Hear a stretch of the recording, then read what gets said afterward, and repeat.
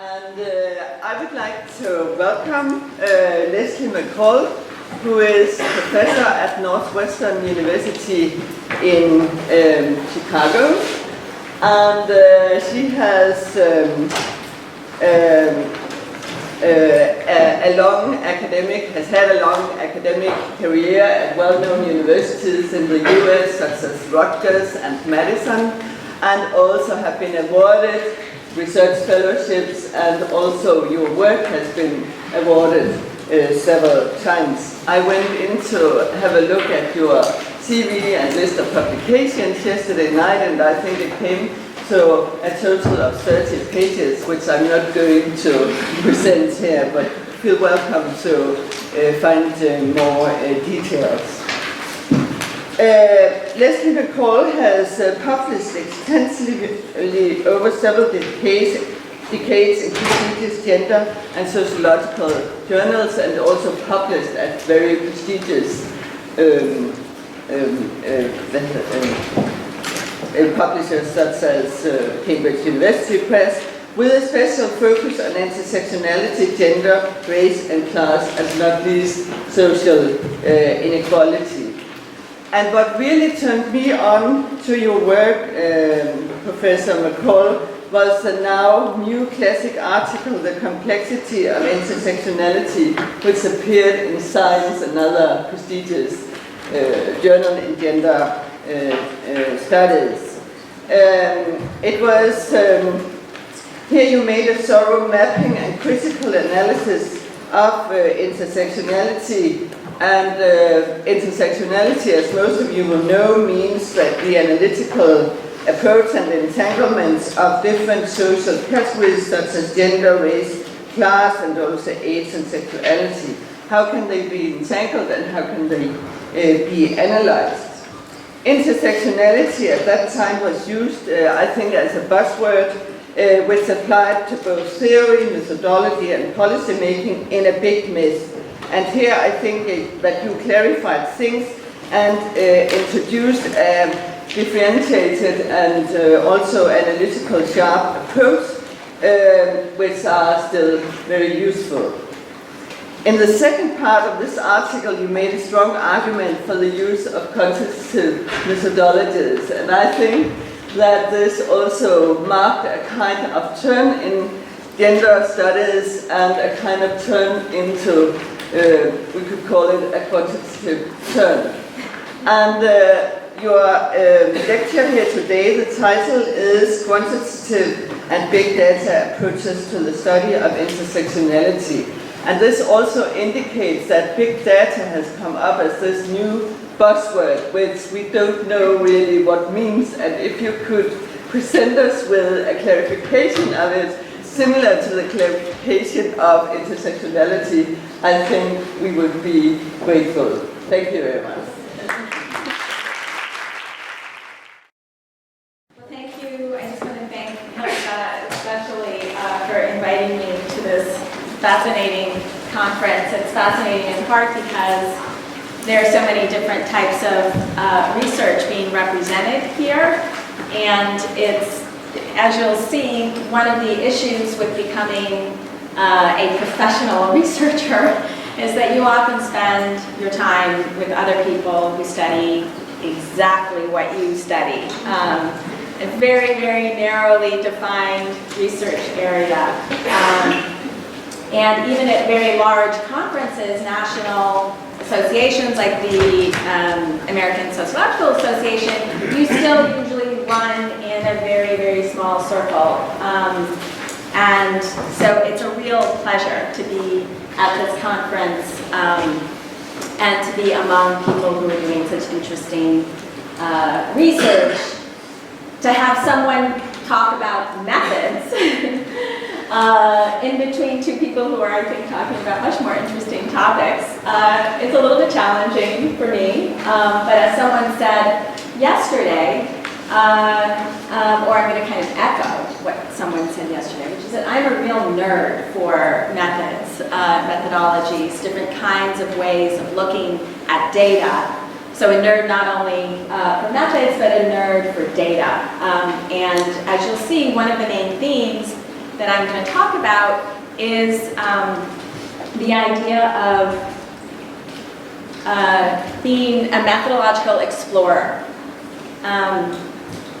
And what exactly this means, I'm not sure, just as I'm not exactly sure what big data is, because I'm new to big data, actually, and so that is also going to be one of the points of my talk, is that we need to be able to be adventurous, to start with ideas, to start with research questions first, rather than to start with methodologies or preferred methodologies first. And even among those who begin with a certain kind of broad methodology, such as quantitative or qualitative, you can branch out from there. And I'm most familiar with the quantitative methodologies.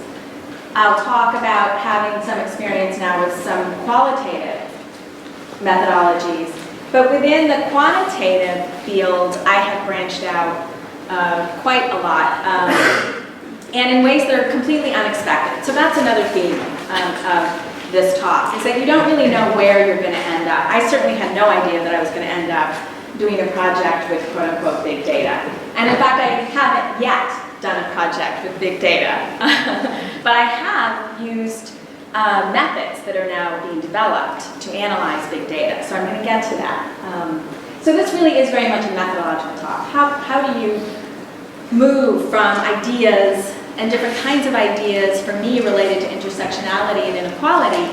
How do you move from those kinds of ideas to different kinds of methods that are the most appropriate methods to be used to answer the kinds of questions that you're interested in? Sometimes that means new applications of existing methods, and I'll give one example of that.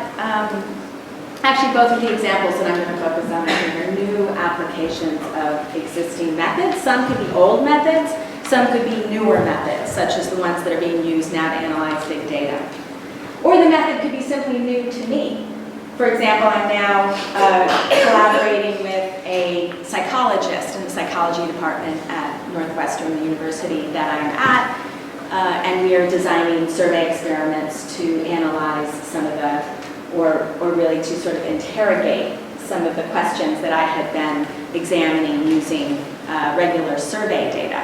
And I had never used experimental methods before that. But it just happened to come up in the research that I was doing that to take the sort of next step to understand the causal relationship in the argument that I was proposing was what was necessary.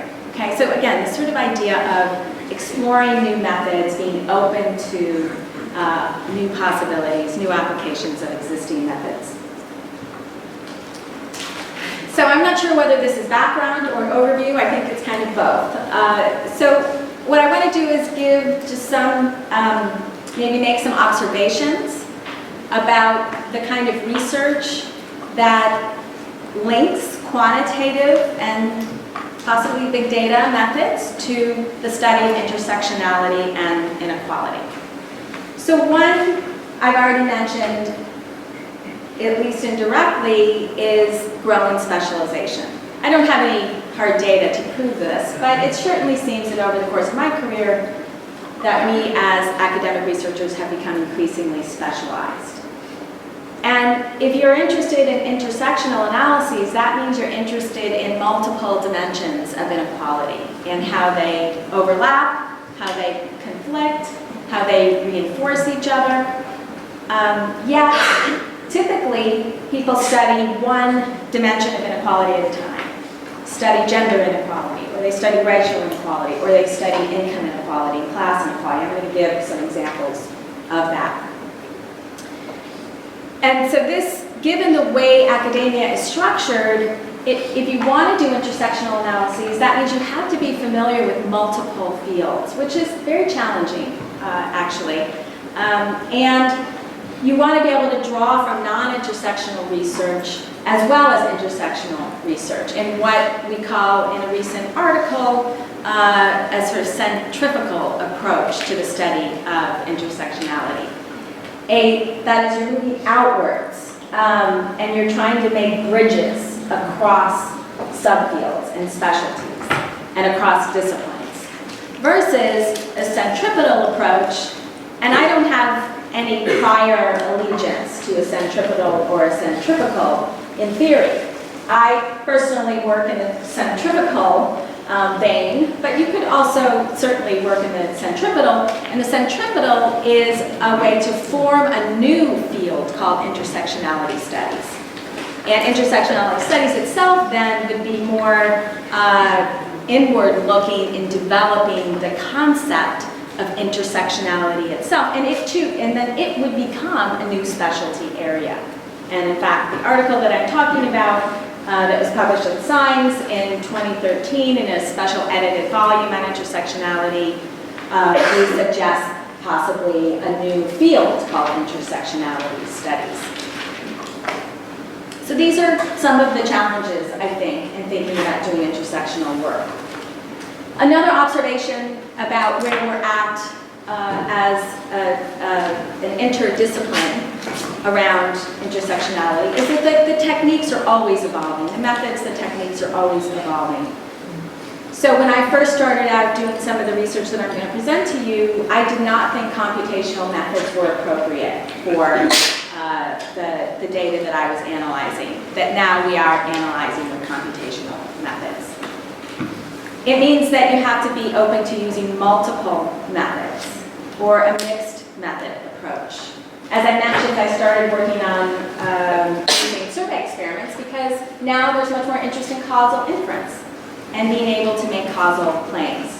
So these things constantly change, and it means that we have to be open to new possibilities. And I really did come across many of the methods that I used almost accidentally because the sort of questions that I was interested in, the data that I was using, happened to intersect with a new development methodologically or a new intellectual current, such as the emphasis on behavioral dynamics now in the social sciences. Another observation about where we're at now as researchers is that data is becoming bigger. I'm not going to be able to define exactly what big data is. My venture into a definition, based on the work that I'm doing, is that it's not just a full population, usually, and of course you could sample from a very large population. But it's something that is potentially at least not finite, right? So if the example that I'm going to give is the analysis of media coverage of the issue of inequality. I could pretty much go on and on and on forever looking at various media sources to analyze the coverage of inequality. And that would require massive resources, data collection resources, just simply the cleaning and storage of these data is, I can't even express how challenging it is just simply to convert textual data, an article, a newspaper article has to be converted into textual data that can be fed into a computer. And when you multiply that by millions and millions of articles, it's extremely challenging. And then of course you have to get permission. A lot of the news and data sources that we use as part of our big data sets are proprietary. So that's another big challenge at the moment with working with so-called big data. But I had in the past, and I'll give you an example of this, worked with data that was very large. It's a population census of the United States. And we are still working with that data, and when you multiply time points, then it becomes even larger. So that also actually presents problems. The size of large censuses also presents problems, although I'm not sure exactly the same as those for big data.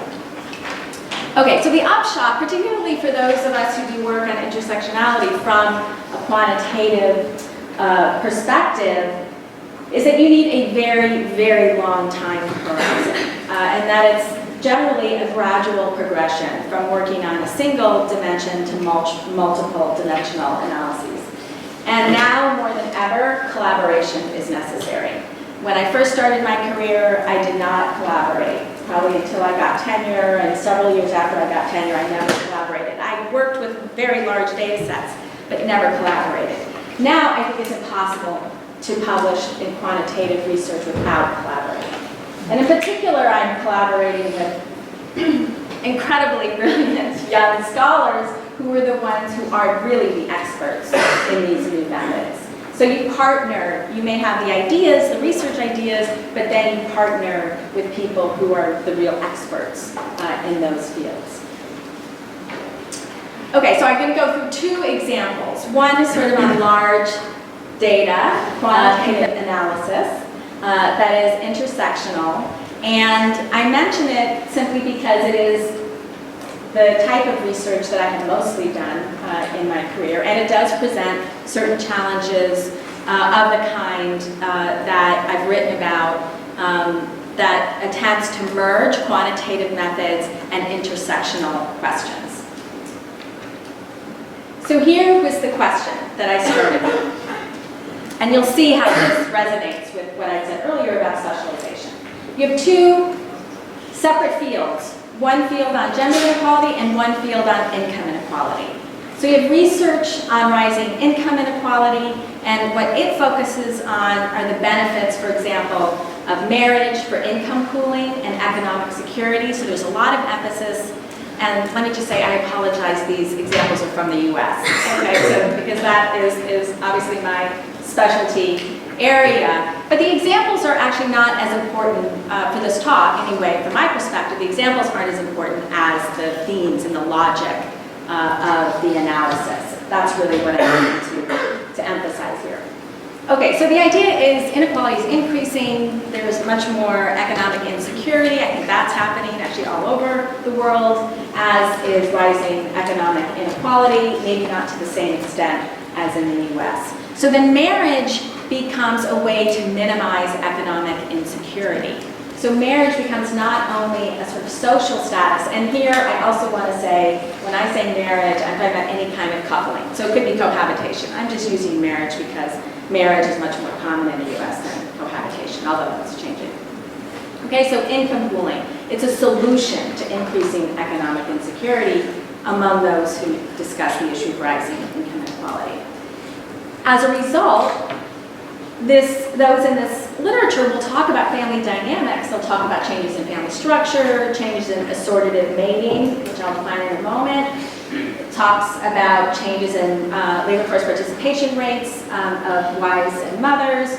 But it says little about gender dynamics per se, such as the division of labor within the household, where women are more likely to work in the home and men are more likely to work outside of the home.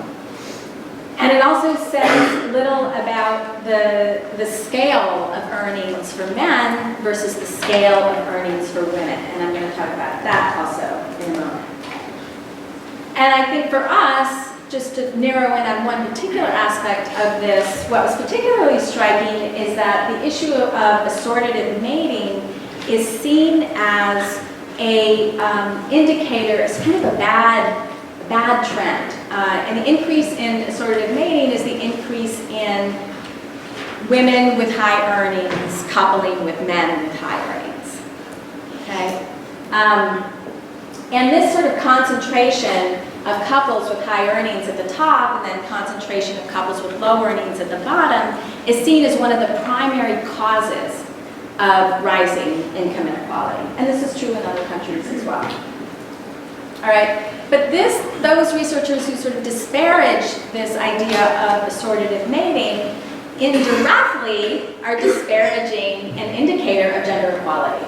Because the more that spouses within marriages or partners within couples, the more that they earn the same, the more equal is their economic relationship.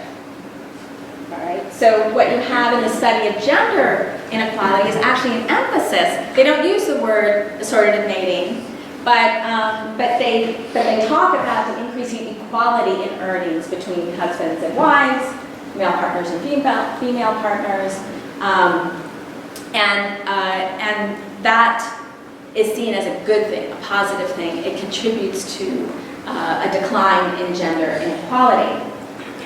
In this particular literature, there's also an emphasis on work-family conflicts, what is called the stalled gender revolution. So there's been a decline in the increase in gender equality, and other issues that have to do with within family distributions of earnings. But this literature on gender inequality says very little about increasing inequality among women, right? In access to partnering, in access to marriage, in access to income pooling, in access to a job, in access to having children. And it says little about the income, what I call the marriage income premium, which is the benefit that particularly secondary earners, and this is true throughout the world, women tend to be secondary earners, the benefit that secondary earners get from the income of the primary earner in the couple. Okay? So I could go on and on about these distinctions, but you have these two separate fields that are really sort of talking past each other in many respects. So my question was, is it possible to think about distributions of families that could achieve both gender equality and income equality? Okay? So that was the question, based on these two different fields. And I think that's inherently an intersectional question, right? You're trying to draw from these different fields, one on gender, one on class, and think, well, what is it that we can bring together in understanding these dynamics? Can we analyze, in our understanding of these dynamics, can we include singles as well as couples? As you probably know, there are more and more singles now, fewer and fewer couples. Can we look at family patterns as well as labor market patterns at the same time? That was our kind of normative focus. We wanted to be much more normatively flexible than either those who were focusing on income inequality or those who were focusing on gender inequality. And so we came up with this term called self-reliance, and it stems from the idea of the marriage income premium. So if you have low premium, then you have more self-reliance, and that tends to describe the situation of men. And we measure it as this very simple measure, the correlation of your own earnings and your family income. Okay, and so think about it this way. If you are very high on the distribution of women's earnings, you're a very high earning woman, then the question is, where do you fall on the total family income distribution? Are you also very high on the total family income distribution? Okay, vice versa, if you have very low earnings and you're a woman, and you're very low on the female earnings distribution, where do you fall on the family income distribution? Are you very low on the family income distribution? No, not if you're married to a man who has very high income.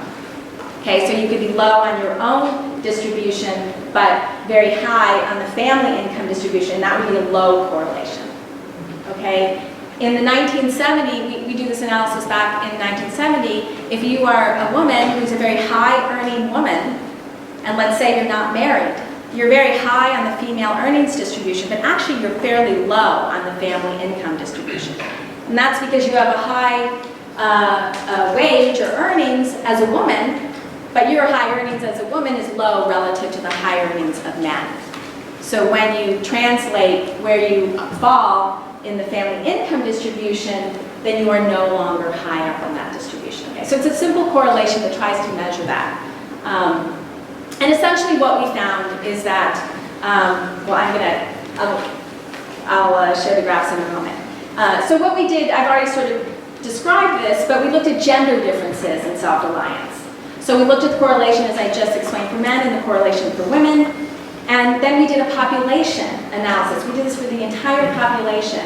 So we were not looking at within household distributions, right? And this is really important because this answers the question of how can you have overall equality, right, in the entire distribution without having equality within each couple, right? So we wanted to move away from this micro perspective that focused, particularly in the gender equality literature, that focused on equality within the household, and wanted to say, can we have a distribution in which there's gender equality and income inequality? And the distribution that we had in our minds was that you could have a lot of inequality at the micro level, at the family level. It just had to be gender neutral. So you had to have high earnings women married to low earnings men, or coupled with low earnings men, in the same proportion that you had high earnings men coupled with low earnings women. Okay? And so we wanted to be able to suggest that that was a possible solution, quote unquote, to the gender versus income inequality problem. If you had that, then you didn't have assortative mating. And so you didn't have the contribution of assortative mating to the rise of income inequality. Okay, so you had both gender equality and you had lower income equality. I'm not sure if you're all following that or not, but that was the idea.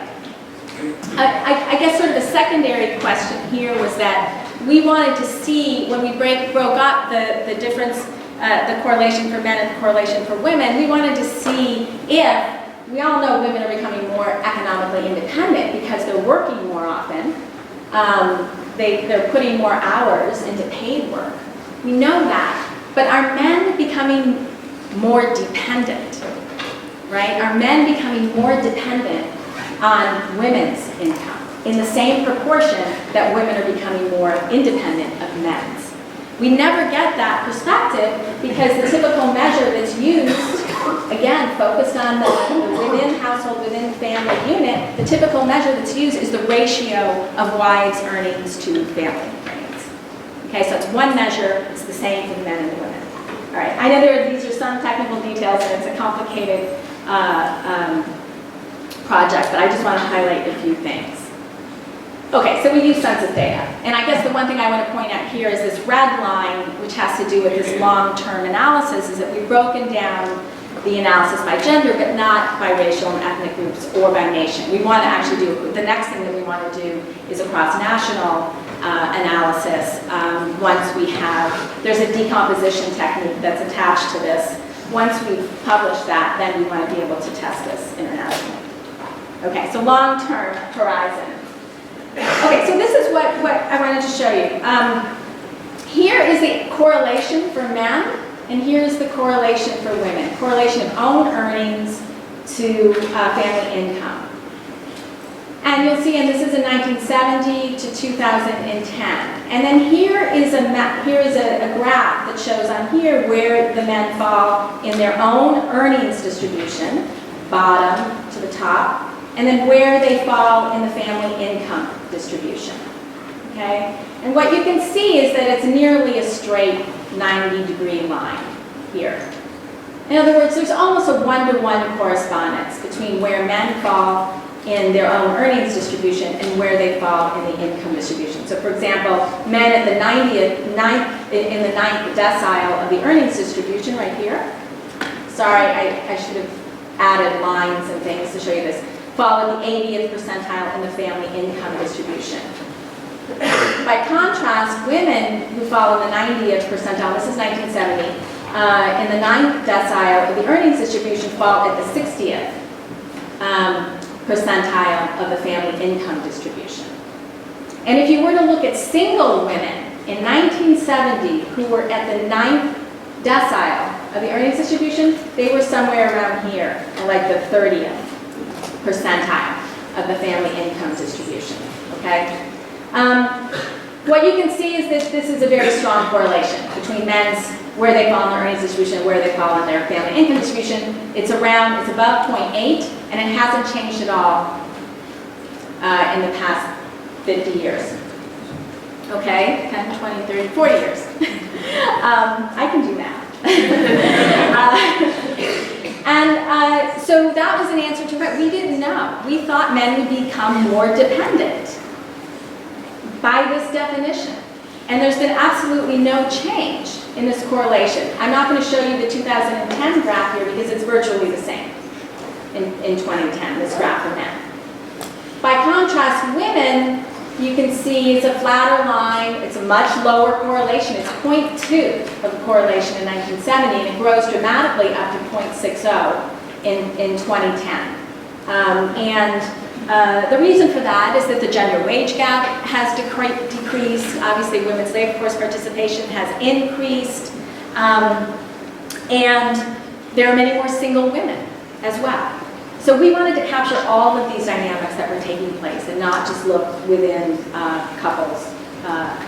And what we find is that in 2010, this line becomes a little bit steeper. Not much, it's obviously important, a little bit steeper, but there isn't dramatic change. Okay, so all of the change that took place over time was not by men becoming more dependent, it was by women becoming more independent. And this kind of confuses a lot of people because they think that this should be a symmetrical relationship, and it's not. And we could talk more about that later, but I want to stop with this particular example and move on to the next example using big data, because really, as I said, it's just an illustration of how to try to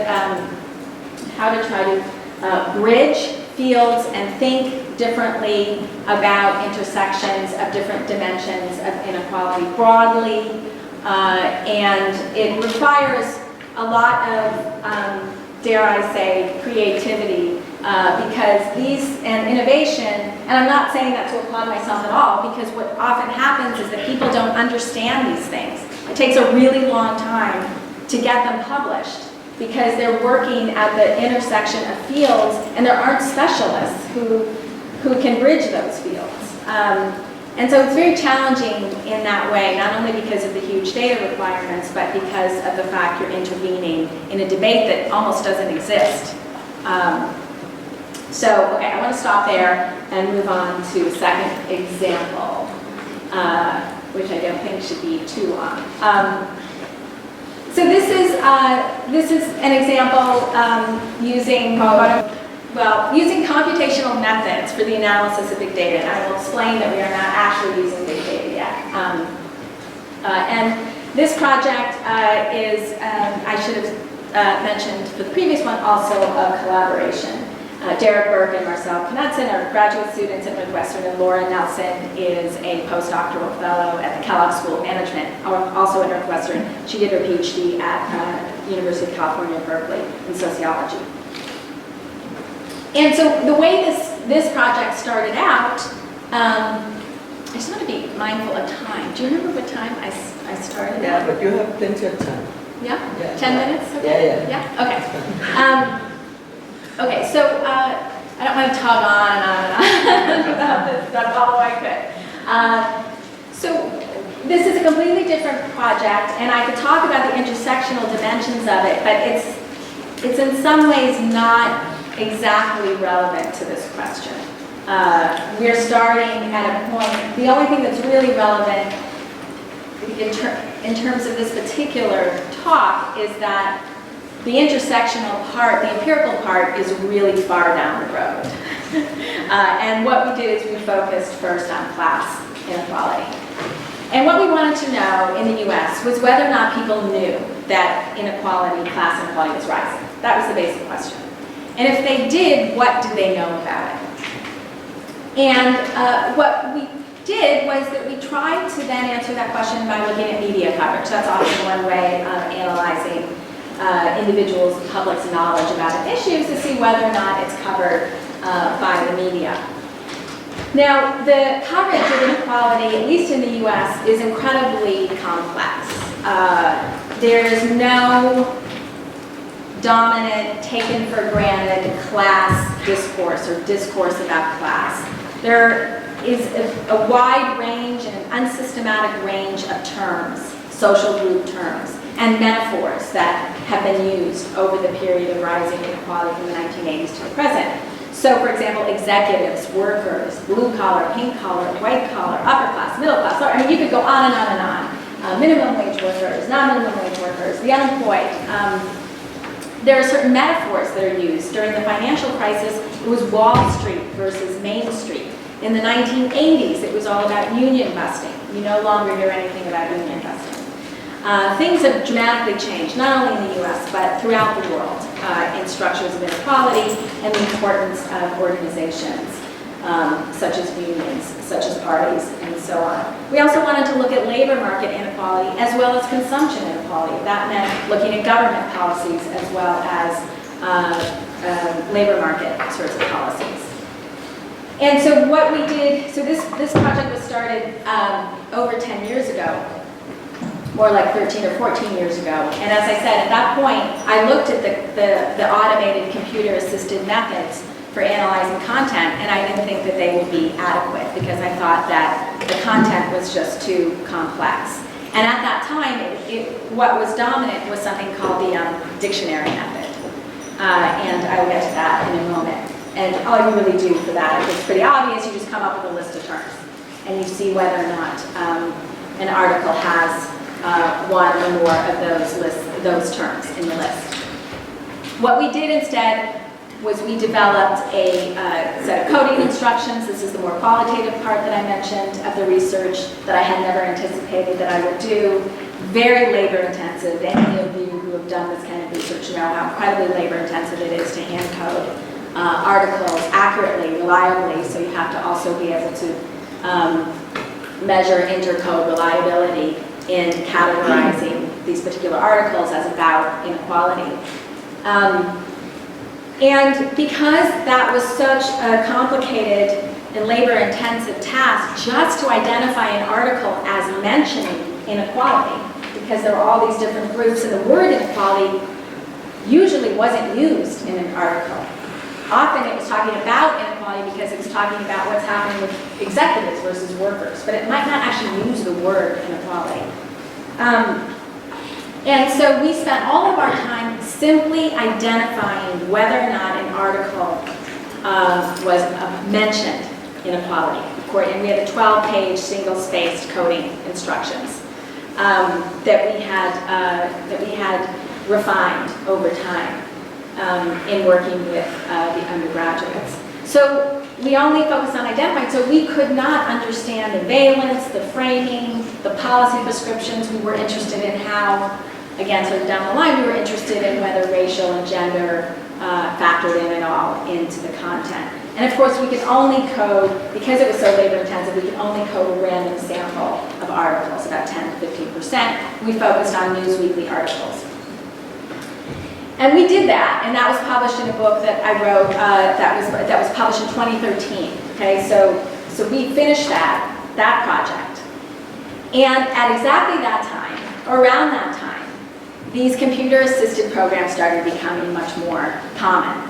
And there had been advances, there probably had been advances before this time, and I just wasn't aware of them. People I knew weren't using them. But now I knew people who were using them. They weren't saying that they were definitely an improvement or could handle complex material. That was really our concern.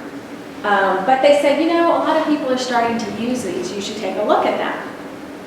And the big advantage of using them is that you would be able to, in fact, code much larger sample or population of articles. You could actually code the population of articles rather than a sample.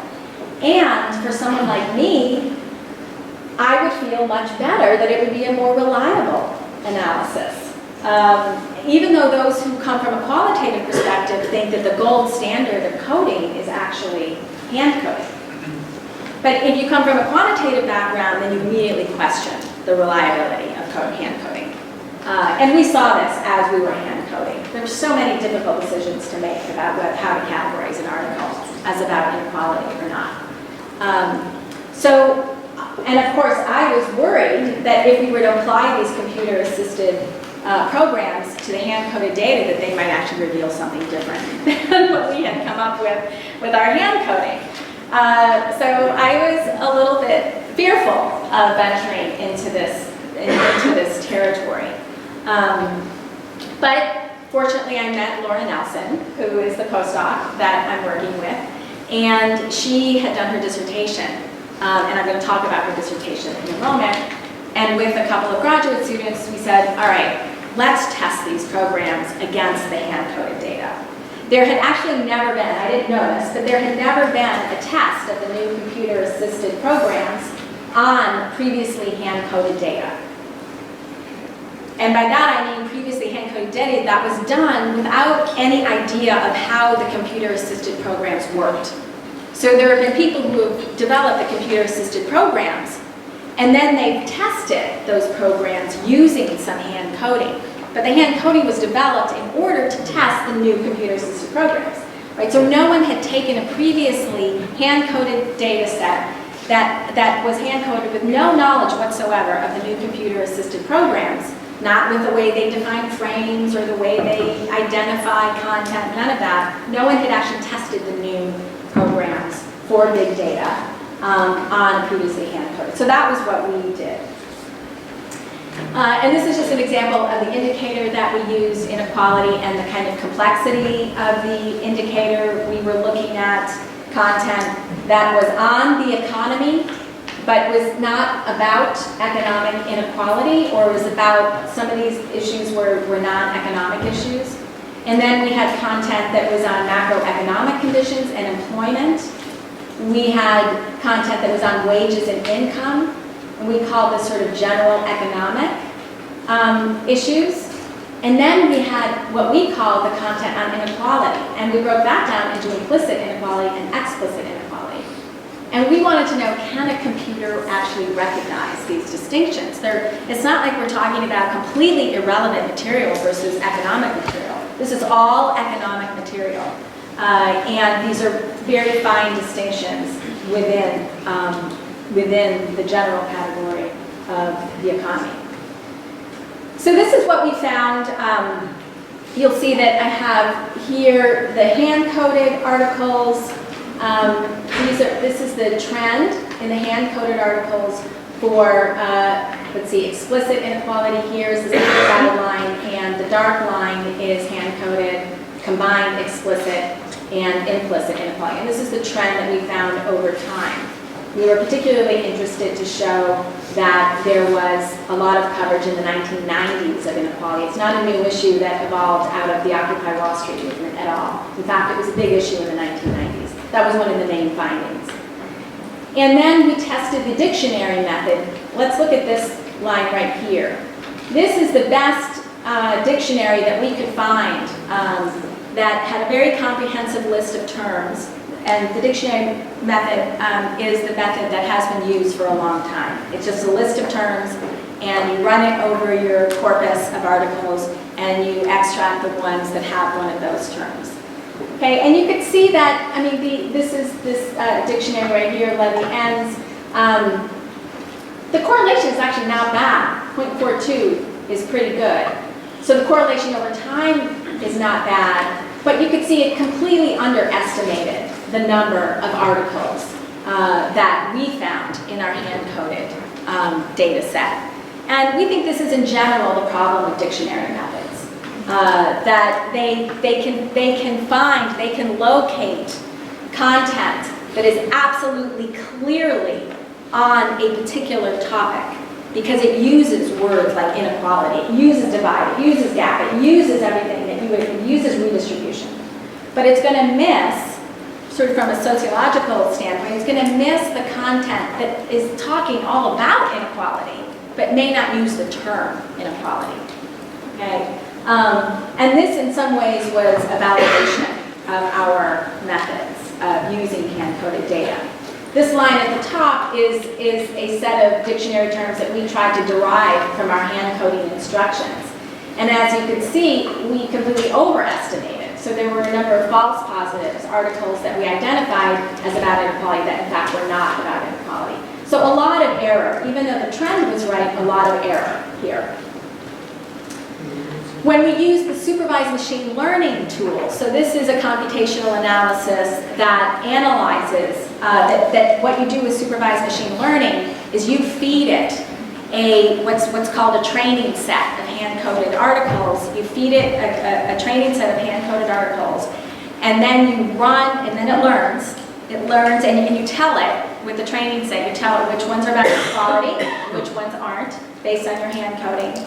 And then the algorithm learns to recognize what words are associated with that topic area. And then you use the computer-assisted program over the rest of the articles. So we gave it a training set, and then we had it analyze the rest of the articles that we had hand-coded to see how accurately it had identified the rest of the articles that we had coded. And as you can see here, the method, it was extremely accurate. It really surprised us the extent to which both the trend and the point estimates were very similar in using these supervised machine learning tools relative to the hand-coded. And we used we tried a number of different programs. My graduate students did this, and Laura Nelson, the postdoc, did this.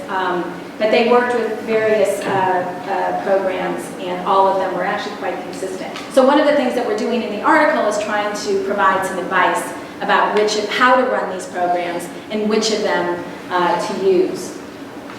So we were very excited about that. I could skip this last example. Yes, time to wrap up? Okay. All right. The other example that I wanted to show of Laura Nelson's work is using unsupervised machine learning methods. And the unsupervised machine learning, and she actually did use a population. Her research was on the women's movement. Let me just really briefly go through this, because these are the last couple slides, actually. Her question was, were the first and second waves of the feminist movement more similar than we commonly thought they were? And what she did was she collected the full population of articles from the primary publications of first wave feminist publications in Chicago and New York, and second wave. And you can see the word counts here, the page counts, and the number of articles that were used. She had to scan them in usually, and again, very laborious to convert these into machine-readable text. The main point I just want to make about this is that what she did, this is a completely, the unsupervised machine learning approach to big data doesn't train the algorithms. It doesn't give it a set of hand-coded articles. It is inductive in the sense that all of the data is read in, and the computer programs then try to identify groups of words that co-occur together. And when those groups of words co-occur together, say around inequality, then that's considered a topic. So that's why this is called topical modeling. But the main point I want to make about this is that it's very inductive. It's all quantitative, but it's very inductive, because you feed in the data and the computer comes up with the topics. It actually comes up with lists of words. You, as a researcher, then identify those topics. So that is a very judgmental, interpretive process. It's a qualitative analysis. And then she did deep reading of the articles, again, very qualitative. And that led her to further hypotheses about the difference between the women's movement in Chicago and the women's New York. And then what she hypothesized was that in Chicago, the women's movement was more concrete, and in New York, the women's movement was more abstract, more interested in radical feminist theory, whereas in Chicago, they were more concrete, focused on policy, sort of policy on the ground, right? And so then she did a further test based on that reading to look at the specificity of words within the text. So she looked to see whether the New York text had more abstract terms and the Chicago text had more concrete terms. And she used, again, an algorithm to do that, and she found that they did. Okay? So there are a number of different algorithms that can be used to test different hypotheses about the content of the data. And that's actually the end of my talk. I just want to kind of go back to this slide that is trying to just sort of reiterate that we have questions. We sort of begin with the research questions, the ideas, in my case, sort of wanting to be more intersectional, but sometimes we can't get to that intersectionality yet. We have to start small because the data analyses are so challenging. Even to look at one dimension is extremely challenging. And that this leads us then to look at different methodological applications that may come up sort of accidentally, unknowingly, based on like who you meet, or on what the trends are in the field in general. So a lot has been going on in computational linguistics that has been brought into especially political science. that's sort of the field that I work in as well. And it was through that path that I then became familiar with these programs and started to use them. So be methodologically adventurous, I guess, is the concluding line here. Thank you, and thanks for putting up with this.